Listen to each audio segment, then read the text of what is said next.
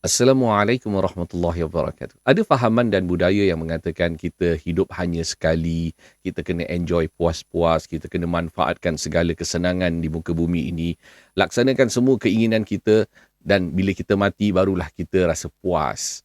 Barulah kita dah katakan kita dah puas dengan dunia ni. Akhirnya kita di dalam kubur kita disiksa kerana kita lupa tentang hari akhirat kita. Kita lupa tentang hukum hakam Allah bila kita berada di muka bumi ini. Kita ingat, kita enjoy puas-puas jadi kita mati aman. Tak ada soal jawab di akhirat nanti. Itu kan bukan budaya orang beragama Islam. Kita yang orang beriman tidak seharusnya melafazkan seperti itu.